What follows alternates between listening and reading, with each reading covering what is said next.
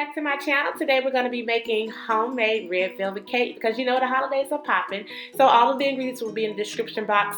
Don't worry, you know I got you, and it's going to be what? Sopped up. So right now what you're seeing me doing is adding all of my wet ingredients to this big old bowl that I got. Make sure you use a big old bowl. You don't want stuff to be splashing everywhere.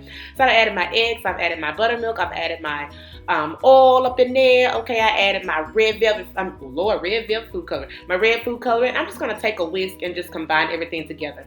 Once that's combined, I'm going to add my dry ingredients, which I did not record on camera. Oh, but anyway, there it is right there. We added the dry ingredients to that. Don't worry, all the dry ingredients will be in the description box. And we're just going to blend it. Now, one thing about a red velvet cake or any cake, you don't want to overmix it, y'all, okay? So we just blending it up really good, maybe about 1 to 2 minutes till it's well combined. Now, once it's combined, we're going to take our cake pans here. I got 3 pans that I'm using.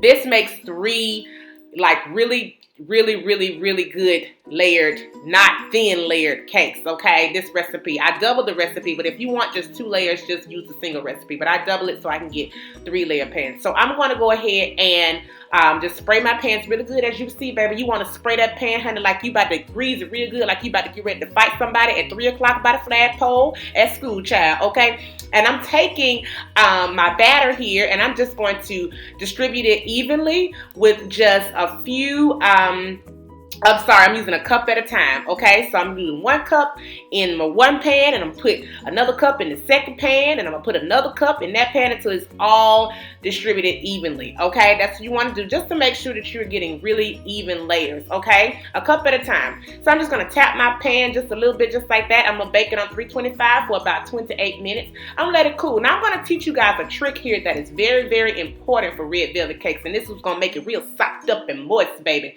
Okay, once your cake has cooled a little bit in the pan and it's safe to remove it, not too hot. You know, you don't want to burn your hand, baby. Then you be able to eat out talking about, well, I'm trying to make that in red velvet cake, baby, and I burn myself. No, baby, don't do that, okay? We're going to take some saran wrap, and I laid it out on my cutting board, and then I just took my cake out, and I'm gonna put it on the saran wrap. And if you grease your cake pans real good, like I told you to, look, I'm doing a little happy dance, child. It's gonna come out real good for you. That's what you want to do. So we're about to sweat the cake. Everybody always asking how my red velvet cake is so moist and so delicious.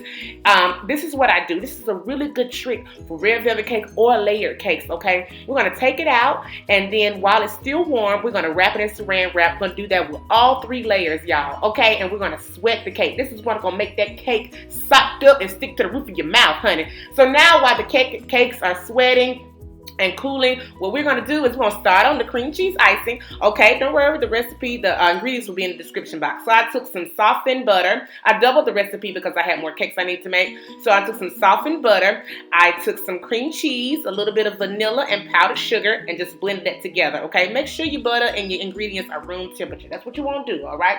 So we're getting ready now to, Lord, don't y'all laugh at me, because, honey, I can't really decorate no cake, but, child, I'm going to try. But just a little side preview for y'all. Look at all that moisture that's sopped up.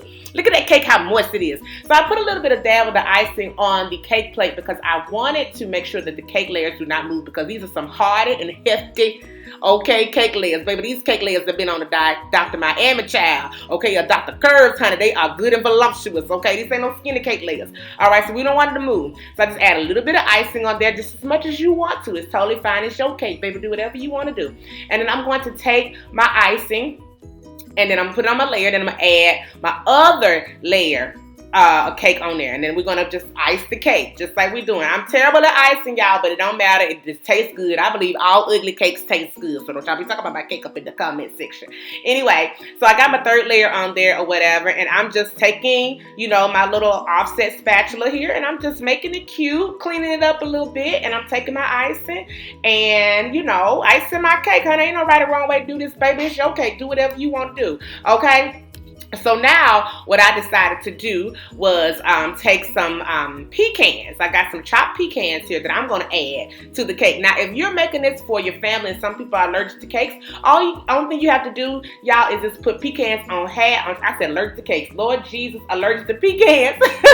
Put pecans on half the cake and then keep the other half, you know, with no pecans on there. However you want to do it, baby. Down here up in the South, baby, we love our pecans. Okay, so I'm taking some Georgia pecans that I just chopped up, putting it all around the cake, and honey, it is time to dive into this thing, baby. Let me show y'all how soft up this cake is, babe. I'm taking my knife. Look at that. Look at those layers. How rich and velvety those layers. I ain't no thin layers, baby. Baby, we ain't got time for our layers to be looking like some of y'all edges out there, but that's all right. We're gonna pray for them. We're gonna pray for the edges. But anyway, our cake is nice and moist. Look at that. It's sticking to the back of the fork. That's what you want, honey, so it can stick to the roof of your mouth when you eat it.